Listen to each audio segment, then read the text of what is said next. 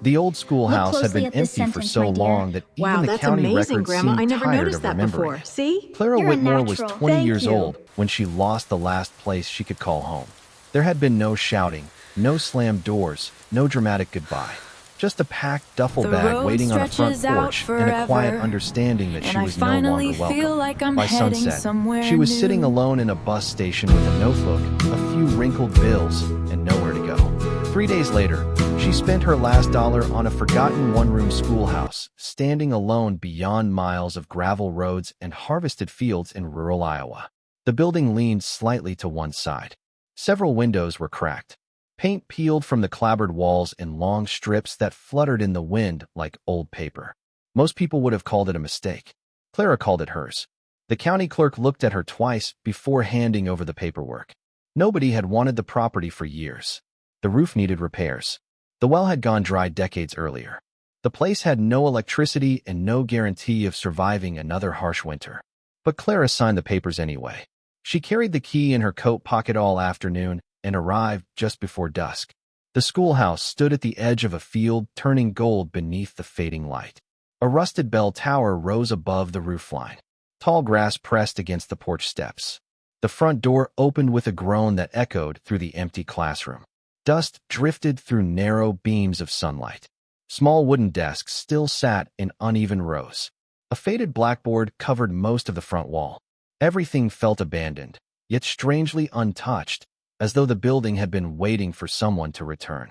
But what nobody knew was that something had been hidden inside those walls for nearly 90 years. Not buried beneath the floor, not locked in a basement. Hidden inside the structure itself, sealed away long before the school closed its doors. Clara could not have known it that first evening. She only felt an odd stillness in the room and a strange certainty that the building was holding onto a story. And somewhere behind the aging walls, that story was still waiting to be found. That feeling stayed with Clara long after the sun disappeared beyond the fields. She stood in the quiet classroom listening to the old building settle around her, and without meaning to, she thought about her grandmother. Eleanor Whitmore had spent 37 years teaching third grade in a small Vermont town where the elementary school sat beside a white church and a baseball field. She believed that every book deserved to be opened, every question deserved an answer, and every story deserved to be remembered. Clara had spent much of her childhood sitting in the back corner of Eleanor's classroom after school while the other children went home. She would watch her grandmother erase the chalkboard, straighten desks, stack worksheets, and place worn books back onto shelves. To most children, it probably looked boring. To Clara, it felt like being allowed behind the curtain of something important. The room always smelled faintly of paper, pencil shavings, and old wood. Sunlight came through the tall windows in long golden bars that stretched across the floor. Sometimes Eleanor would hand Clara a box of old notebooks and ask her to organize them by year. Sometimes she would let her stamp library cards or sort donated books. Clara loved every minute of it. While other children spent afternoons playing soccer or riding bicycles through the neighborhood, she sat cross-legged on classroom floors reading stories written decades before she was born. Her grandmother often said that buildings remembered things people forgot. Clara heard that sentence so many times she could repeat it word for word. Every building remembers. Not because walls can talk, Eleanor explained, but because people leave pieces of themselves behind. A scratch on a desk, a name written inside a book cover, a photograph tucked into a drawer. The building keeps those things long after the people are gone. Clara believed her. By the time she was 10 years old, she carried a small notebook everywhere she went. She filled pages with observations. The woman who always bought yellow flowers at the grocery store. The old man who fed birds in the park every morning. The abandoned gas station outside town where weeds grew through the pavement. She was never loud, never the center of attention. She preferred listening, watching, remembering. Her mother used to joke that Clara collected stories the way other children collected baseball cards. On weekends, Eleanor often took her to small historical museums and forgotten town libraries scattered across rural New England. They would drive narrow roads lined with stone walls and maple trees, stopping in places most people ignored. Clara loved the quiet rooms filled with old photographs and handwritten letters. She loved the feeling that entire lives could survive inside a few pages. One autumn afternoon, when Clara was 12, Eleanor brought her to a closed country schoolhouse being prepared for restoration. The building was empty except for dust and sunlight. Clara walked between rows of desks left behind decades earlier. She ran her fingers across carved initials worn smooth by time. Something about the place stayed with her. Not because it was beautiful. It was not. The paint peeled from the walls and the roof leaked in several places. But the room felt alive with memory. As they left, Eleanor paused at the doorway and looked back. Buildings like this are not really empty, she said softly. They are waiting for someone to care enough to listen. Clara never forgot those words. Those words stayed with Clara through her teenage years in ways she did not fully understand at the time. While many of her classmates hurried toward whatever came next, she developed the habit of slowing down. She paid attention to details other people overlooked. A folded letter tucked into the back of a donated book. A date written in fading ink inside a cover. A photograph used as a bookmark and forgotten for decades. By 16, she had become a regular volunteer at the Fletcher County Historical Archive, a small brick building tucked behind the public library. The archive occupied what had once been a railroad office, and every room smelled faintly of paper, dust, and old wood. Most students found the work dull. Clara loved it. The director, a retired local historian named Walter Green, quickly noticed her patience. Walter was 72, wore tweed jackets even in warm weather, and spoke with the careful precision of someone who had spent his life handling fragile things. He taught Clara how to sort collections without damaging them. He showed her how to read cursive handwriting from different eras. He explained how records disappeared, how stories became lost, and how sometimes a single overlooked document could reconnect an entire piece of history. Clara listened to everything. During the summer before her senior year, Walter trusted her with a project few volunteers received. The archive had acquired several boxes rescued from a condemned farmhouse outside town. Most people assumed the contents were worthless. Clara spent weeks cataloging every item. She found receipts, journals, family letters, church bulletins, school records, and dozens of photographs. Many appeared insignificant on their own. Together, they told the story of 3 generations who had lived and died in the same valley.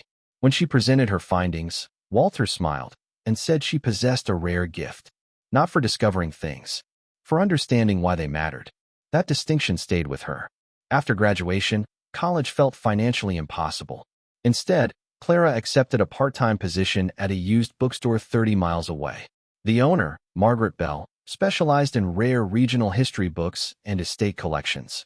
The store occupied an old storefront with creaking floors and shelves that reached nearly to the ceiling. Customers often brought boxes from attics, barns, and storage units.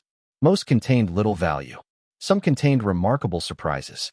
Margaret taught Clara how to evaluate old paper, identify preservation problems, and repair damaged bindings.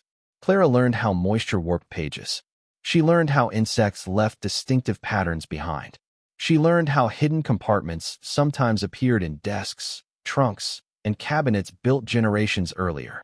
More importantly, she learned how people concealed important things when they believed they might be lost. Over time, Clara developed 2 skills that shaped her future without her realizing it. The first was archival preservation. She became exceptionally good at recognizing which documents mattered and how to protect them. The second was structural observation. Years spent examining old buildings, antique furniture, and forgotten collections taught her to notice irregularities. A shelf that measured differently from the blueprint. A wall that sounded hollow. A cabinet deeper than it appeared. Small inconsistencies often pointed toward larger stories. By 19, she spent many weekends traveling through rural towns searching estate sales, abandoned schools converted into museums, and historical properties awaiting restoration. She never went looking for treasure. She looked for evidence of lives. A handwritten attendance ledger. A teacher's notebook. A stack of student essays forgotten in storage. The objects themselves mattered less than the people behind them. Sometimes she would stand alone inside an aging public building and feel the same sensation she had felt years earlier beside her grandmother. The sense that places carried memory. That walls absorbed fragments of ordinary lives and held them quietly long after everyone had left. Clara could not have known it then, but every hour spent sorting archives, preserving records, and studying forgotten buildings was preparing her for something waiting far beyond the horizon. A story hidden inside an old structure. A story that would require exactly the skills she had spent years learning.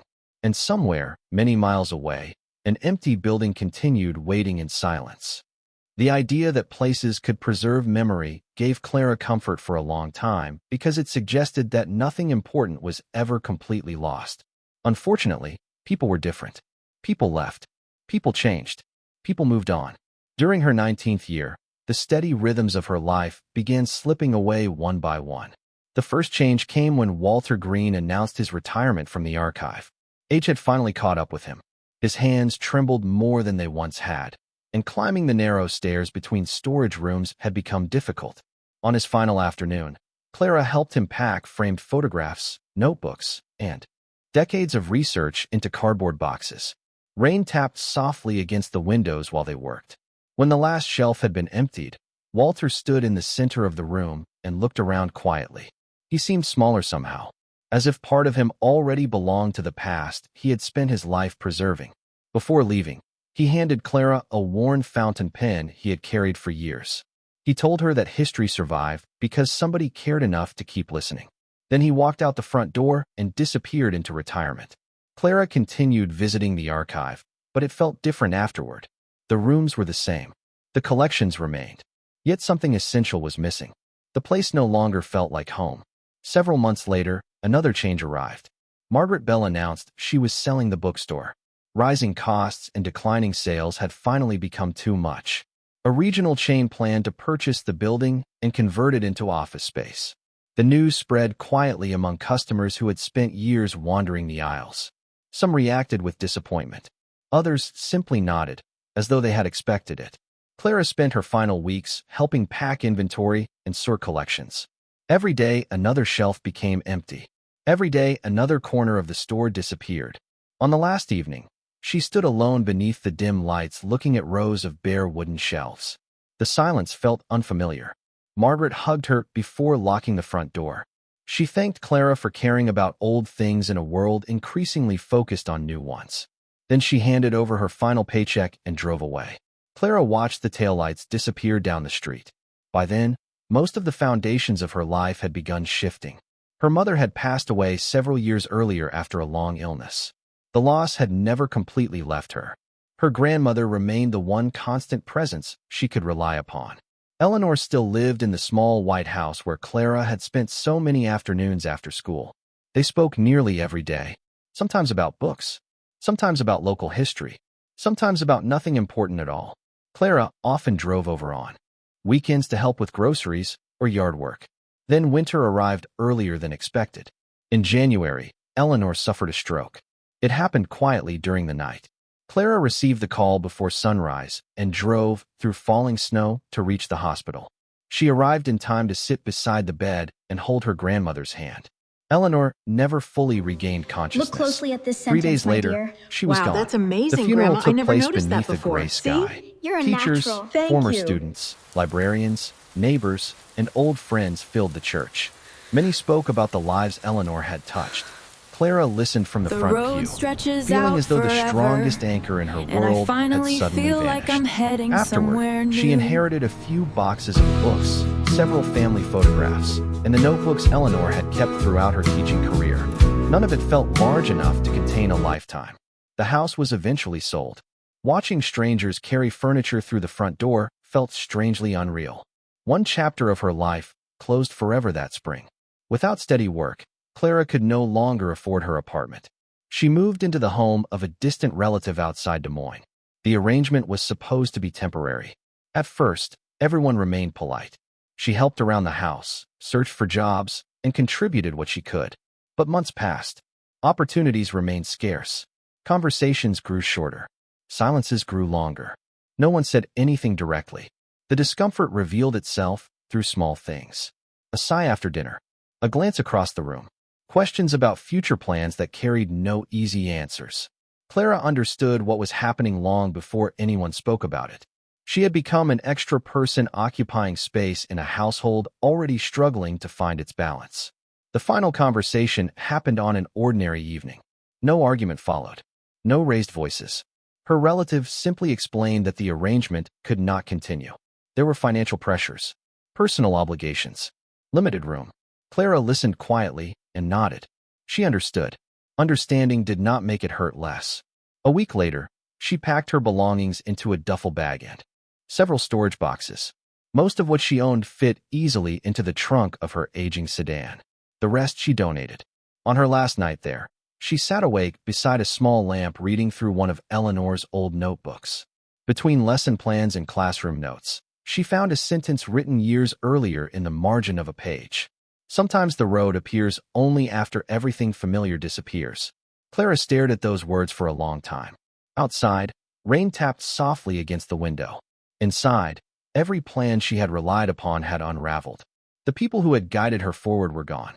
The places that had once welcomed her no longer existed in the same form. For the first time in her life, she had no clear destination.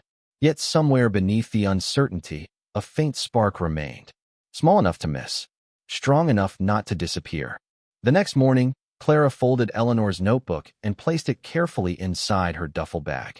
By noon, she had nowhere left to be. She spent the day driving without much direction, stopping occasionally at libraries to search job listings and community bulletin boards. Most opportunities required experience she did not have, certifications she could not afford, or a permanent address she no longer possessed.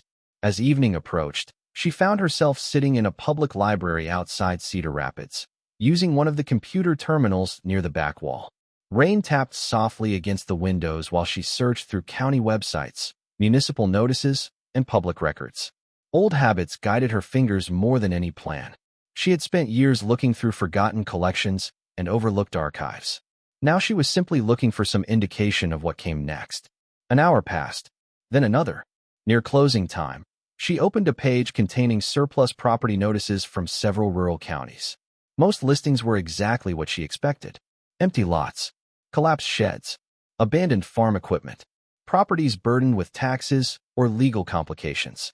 She clicked through them without much interest. Then one photograph stopped her. The image was grainy and slightly crooked. It showed a small white schoolhouse standing alone, beyond a field of tall grass. The paint had weathered to a pale gray. Several windows appeared boarded over. A rusted bell tower rose above the roofline. The building looked tired, forgotten, and strangely dignified. Clara leaned closer to the screen. The listing described the property as a former district schoolhouse constructed in 1918 and closed in 1959 following regional consolidation. The county had acquired it decades earlier through tax forfeiture. Since then, no buyers had shown serious interest. The structure lacked utilities. Repairs would be extensive. The parcel sat nearly 8 miles from the nearest town. Current minimum bid, $1. Clara read the listing 3 times. Then she opened the attached county report. The photographs showed a narrow gravel road leading through rolling farmland. Cottonwoods stood behind the building. Weeds surrounded the foundation. Yet despite years of neglect, the structure remained standing. Something about that fact caught her attention. Many abandoned buildings disappeared long before reaching that age. This one had endured. She searched for additional records. The school had served generations of farming families before closing. Enrollment gradually declined. Eventually, the final students transferred elsewhere. Afterward, the building spent years drifting through ownership disputes, unpaid taxes, and forgotten county budgets. No one seemed interested in preserving it. No one seemed interested in removing it either. It simply remained where it had always been, aging quietly beyond the edge of public attention. Clara downloaded every document available. One report mentioned original classroom furnishings still present inside. Another referenced historical significance, but insufficient funding for restoration. The language was dry and administrative. Yet beneath it she sensed something else. The schoolhouse felt less like abandoned property and more like an unfinished sentence. A place paused between disappearance and survival. The library announced closing time. Clara printed the listing and folded the pages into her notebook. That night she slept in her car at a campground outside town. Before turning off the small reading light, she studied the photograph again. The image reminded her of the restored schoolhouse she had visited with Eleanor years earlier.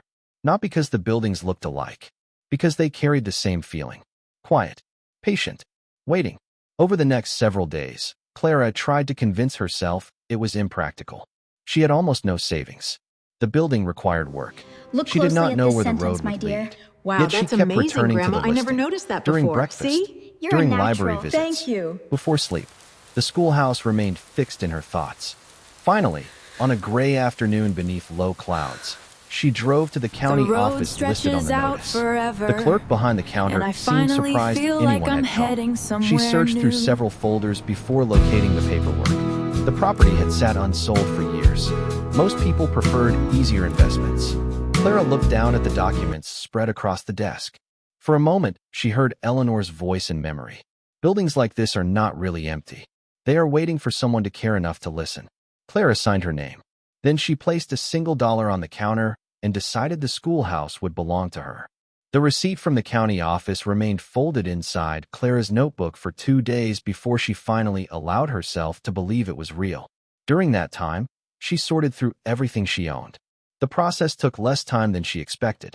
Years of moving, downsizing, and letting go had reduced her life to a handful of boxes, a duffel bag, several changes of clothes, Eleanor's notebooks, a collection of carefully chosen books, and a few framed photographs. Everything fit inside her aging sedan. On the morning she planned to leave, she parked beside a quiet park overlooking a small river and drank coffee from a paper cup while watching the water move beneath a steel bridge. The current carried leaves downstream without hesitation. Clara found herself envying that certainty.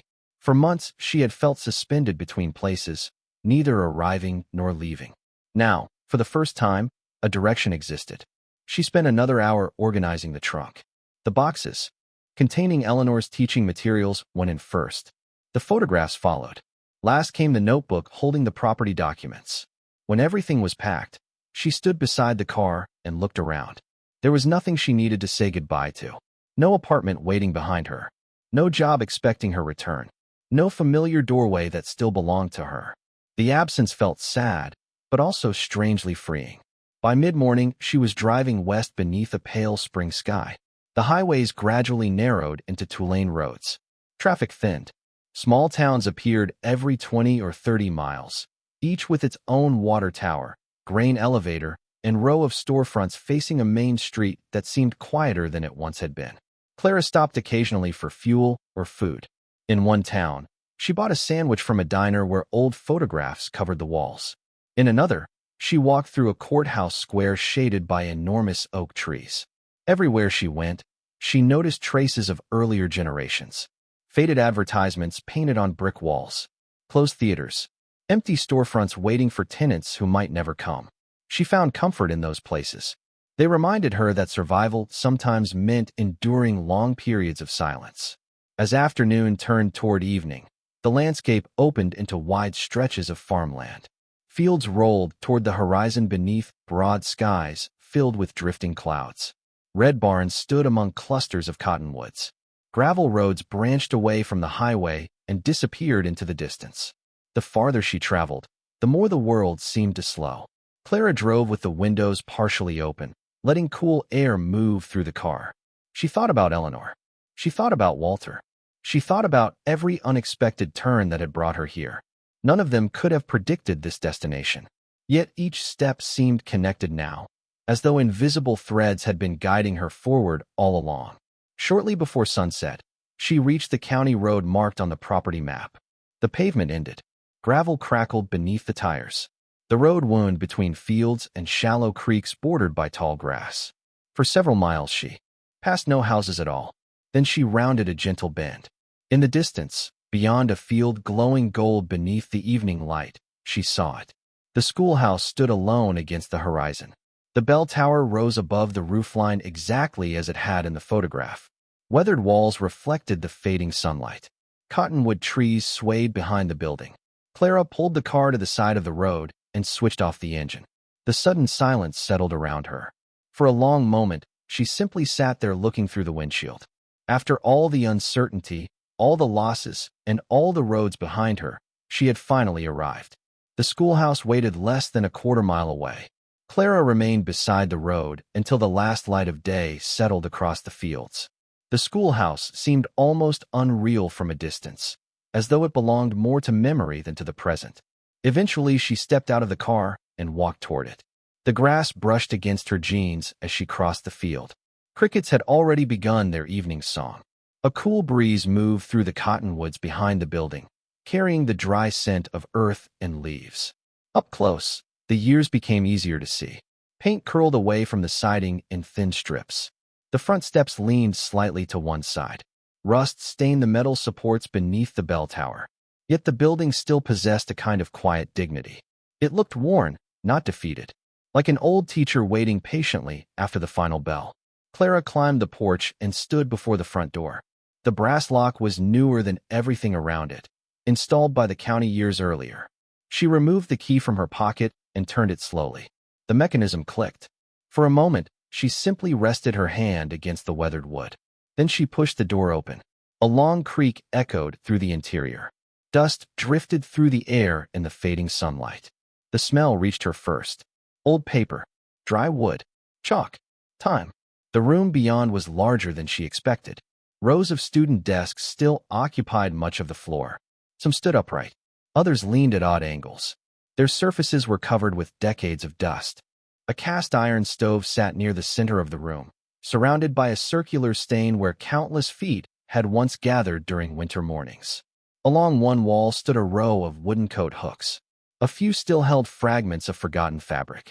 Across the front stretched a massive blackboard, faded but intact. Clara stepped inside and allowed the door to close behind her. The sound seemed to settle into the silence rather than interrupt it. The building did not feel empty. Look closely at this It felt sentence, my paused, dear. as though the that's students had amazing, simply Grandma. I stepped never noticed outside that for before. recess See? and never You're a returned. natural. She Thank moved you. slowly through the classroom. Every object seemed to carry traces of earlier lives. Pencil marks remained scratched into desktops. One The desk road contained stretches initials out carved so forever, deeply they had and I survived finally generations. feel like I'm Another heading held the faint somewhere outline new. of a flower carefully etched into the wood. Near a window, she found an arithmetic workbook swollen with moisture and age. The cover had nearly fallen away, but a child's name remained visible inside. Margaret Jensen, 3rd grade, September 1947. Clara smiled softly before returning the book to the desk where she found it. She spent the first evening opening windows and letting fresh air move through the room. The hinges complained with each movement. Dust swirled in shafts of golden light. By nightfall, she had cleared enough space to unroll a sleeping bag near the teacher's desk. The building settled around her throughout the night. Floorboards creaked occasionally. Wind brushed against the walls. Somewhere above, a loose section of metal shifted softly. None of it felt threatening. The sounds resembled breathing. The schoolhouse seemed to be remembering how to be occupied again. The following morning, Clara began exploring more carefully. A narrow door beside the blackboard led into a small cloakroom. Inside, she discovered shelves lined with forgotten supplies. Rusted lunch tins, broken pencils, empty ink bottles. A stack of attendance ledgers sat inside a cabinet with one door hanging loose from its hinges. Most entries ended in the early 1950s. The names filled page after page. Generations of local families recorded in neat handwriting. She spent nearly an hour reading them before realizing how much time had passed. Beyond the cloakroom, she found a storage area barely larger than a closet. Old maps hung curled against the wall. A globe sat collapsed upon a metal stand. Mice had nested inside several cardboard boxes. Yet even there she found evidence that someone had once cared deeply about the place. Labels remained neatly written. Materials had been organized with intention. Nothing suggested neglect during the years the school remained active. Only afterward, outside, she explored the grounds. Behind the building stood a hand pump surrounded by tall weeds. Nearby rested the remains of a swing set nearly swallowed by grass. A flagpole leaned slightly, but remained standing. Beyond it stretched open farmland disappearing toward the horizon. The isolation struck her. Hundreds of children had once traveled here every day from scattered farms and homesteads. Now the nearest occupied house sat nearly a mile away. During the next several days, Clara settled into a routine. Mornings were spent cleaning. Afternoons were spent cataloging anything historically significant. Evenings were reserved for reading Eleanor's notebooks by lantern light. As the dust gradually disappeared, more details emerged. A framed photograph tucked behind a cabinet. Handwritten lesson plans stored inside a drawer. A collection of student essays preserved inside a wooden box.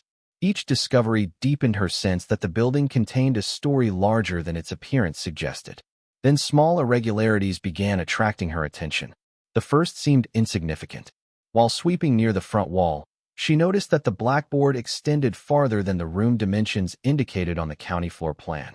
The difference measured only several inches. She assumed it resulted from inaccurate records. 2 days later, she noticed something else. One section of floor beneath the blackboard showed less wear than the surrounding boards despite occupying a heavily used area. The pattern seemed strange, but not impossible. Old buildings often contain mysteries created by repairs and renovations. Still, she made a note in her notebook. The third observation proved more difficult to ignore. While cleaning dust from the blackboard frame, she discovered a narrow gap between part of the frame and the wall behind it. The opening was small, barely visible unless viewed from the side. Clara crouched beside it and ran her fingers along the edge. The spacing changed slightly near the center. Not much, just enough to feel intentional.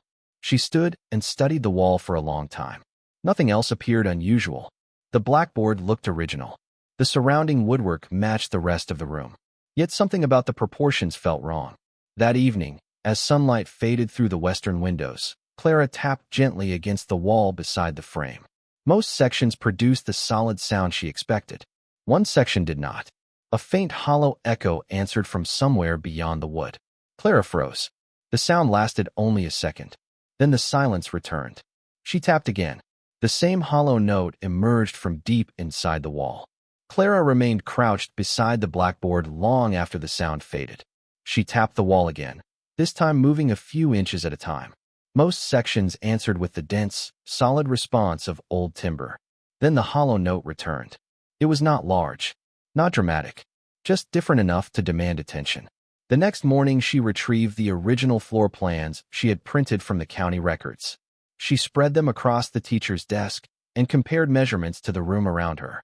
At first, everything appeared ordinary. Then she noticed something she had overlooked. The classroom dimensions on the oldest surviving drawing were slightly deeper than the existing room. Only several inches. Not enough to create a hidden room, but enough to suggest that part of the wall had been altered at some point. Clara spent the afternoon studying the blackboard itself. The frame had been built from oak darkened by age. Hundreds of tiny scratches marked its surface. Most appeared ordinary. One did not. Near the lower corner, she found a faint date carved into the wood. October 1938. Beneath it were initials. Yem. The discovery was small, but it changed something. Suddenly the wall no longer felt accidental.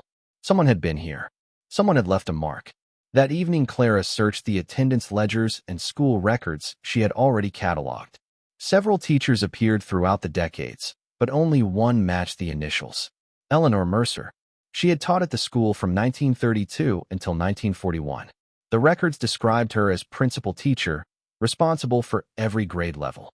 Clara found an old county photograph showing a woman in her early 30s standing beside a group of students on the amazing, Grandma. schoolhouse I never steps. noticed that before. She wore a simple See? dress You're a and held natural. several Thank books you. against her chest. Her expression was serious but kind. Clara studied the photograph for a long time. Something about the woman's eyes reminded The her of her road grandmother. stretches out Not physically, forever, spiritually. and I The look of finally someone who feel like believed I'm heading education mattered somewhere even new. when nobody else was paying attention. The following day, Clara carefully removed several sections of trim surrounding the blackboard. The wood came away slowly. Dust filled the air. Beneath the trim, she discovered evidence of an earlier modification. Nails that did not match the original construction. Boards added years after the school had been built. Her pulse quickened. The hollow section was real. By sunset, she had exposed enough of the wall to identify a narrow wooden panel concealed behind part of the blackboard frame. It blended almost perfectly with the surrounding structure. Decades of paint and dust had hidden it from casual notice. Clara stared at it for several moments before sliding a thin pry bar beneath the edge. The panel resisted at first. Then it shifted. A rush of stale air emerged from the darkness beyond. Not the smell of decay. The smell of old paper. Very old paper. Clara carefully widened the opening and directed her flashlight inside. A cavity stretched between the wall studs. The space was only a few feet wide and less than a foot deep. Yet something occupied nearly all of it. Wooden crates. Several of them. Neatly stacked. protected from moisture by layers of oilcloth. For a moment, she simply sat there staring. 90 years of silence separated her from whatever waited inside those boxes. Her hands trembled as she pulled the first crate into the light. The wood remained remarkably well preserved. A handwritten label appeared on the lid. Student Essays 1934. Another crate bore a different label. Scholarship Records. A third read Correspondence. Clara carefully opened the smallest box first. Inside, she found dozens of essays written by children. The pages had yellowed with age, but the handwriting remained clear. Farm children describing harvest seasons. Dreams of becoming teachers, nurses, engineers, and pilots. Stories about family dinners, county fairs, and snowy mornings. Voices preserved across generations. Clara read until tears blurred her vision. Not because the writing was extraordinary, because it was ordinary. These children had expected their words to be read by a teacher, not rediscovered nearly a century later by a stranger. Yet here they were, alive again. The second crate revealed something even more surprising. Scholarship applications, recommendation letters, financial records, lists of students selected for educational assistance after graduation. Many came from families struggling through the Depression. Several letters described children whose parents could not afford further schooling despite exceptional academic ability. Clara quickly realized that Eleanor Mercer had organized a private scholarship fund. Small donations from local farmers, merchants, and former students had been pooled together to help children continue their education. The program appeared far more extensive than anyone would have expected from a tiny rural school. Then Clara opened the correspondence box. Inside, she found dozens of letters exchanged between Eleanor Mercer and former students over many years. Some described college experiences. Others discussed careers, marriages, military service, and children. Again and again, former students credited the school and its scholarship program with changing the course of their lives. The deeper Clara explored, the larger the story became. This was not merely a collection of hidden documents. It was the preserved history of an entire community. Yet one question remained unanswered. Why had it all been hidden? Near the bottom of the final crate, she discovered a sealed packet wrapped separately from the rest. Attached was a handwritten note in Eleanor Mercer's careful script. If this is found someday, it means the school survived longer than I expected. Clara unfolded the note and began reading. With every line, her understanding of the school changed again. Eleanor had hidden the records intentionally when county officials announced plans to close the building. She feared the scholarship fund would disappear during consolidation. She feared decades of student histories would be discarded or destroyed. Most importantly, she believed the records contained proof that the remaining scholarship assets legally belonged to future students of the county. She wrote that someone, someday, would need these documents. Someone would need to remember. Clara lowered the pages slowly. Around her, the old classroom sat quiet beneath the fading evening light. The hidden wall had revealed almost everything. The children, the teachers, the forgotten scholarship program, the reason the records had vanished. Yet one final question remained unanswered. If Eleanor Mercer had been right, then somewhere beyond these walls there might still be something waiting for the community she had fought so hard to protect. Clara sat alone at the teacher's desk long after darkness settled outside the windows. The lantern beside her cast a warm circle of light across Eleanor Mercer's final letter. Beyond that small glow, the old classroom faded into shadow. Yet for the first time since arriving, the building no longer felt abandoned. It felt inhabited by memory. Over the following weeks, Clara worked carefully through every document hidden inside the wall. She contacted county archivists, historical societies, and former residents whose family names appeared throughout the records. The response surprised her. People traveled from neighboring towns carrying photographs, letters, and stories passed down through generations. Grandchildren discovered essays written by grandparents they had never known. Families found scholarship letters that explained opportunities their ancestors rarely spoke about. Piece by piece, the hidden history of the school returned to the community that had unknowingly lost it. The final revelation came through the scholarship records. Eleanor Mercer had been right. The documents provided legal proof that a small educational trust still existed. Forgotten accounts, dormant for decades, remained tied to the original program. The amount was not enormous. It would never make headlines. But it was enough. Enough to provide scholarships for local students once again. Enough to continue the promise Eleanor had Look protected closely at this nearly sentence, 90 my years dear. earlier. Wow, that's When the amazing, county Grandma. I officially never noticed restored that the before. fund, See? Clara You're a attended the natural. meeting Thank you. quietly from the back row. She listened as officials discussed future recipients. She listened as names were spoken, plans were made, and possibilities reopened. In that moment, she understood that the greatest thing hidden inside the wall had never been the records themselves. It was hope preserved for people who had not yet been born. The schoolhouse changed afterward. Volunteers arrived to help stabilize the structure. Historians assisted with preservation. Former students and descendants donated materials. The classroom slowly became a small community archive and learning center. Clara remained at its heart, not because anyone appointed her, because she belonged there. For years, she had been searching for a place where memory mattered, a place where forgotten stories could survive. She finally realized she had found it. One evening near the end of summer, Clara stood alone on the porch as the sun disappeared beyond the fields. Golden light washed across the grass. The restored bell above her stirred softly in the wind. Behind her, inside the classroom, shelves now held the recovered letters, essays, and photographs. Ahead of her stretched the same quiet landscape that had greeted generations of children. Clara slipped Eleanor's old notebook into her coat pocket and looked toward the horizon. The schoolhouse no longer felt like a building she owned. It felt like a story she had been entrusted to continue. And for the first time in a very long while, she was no longer looking for somewhere to belong. She was already home.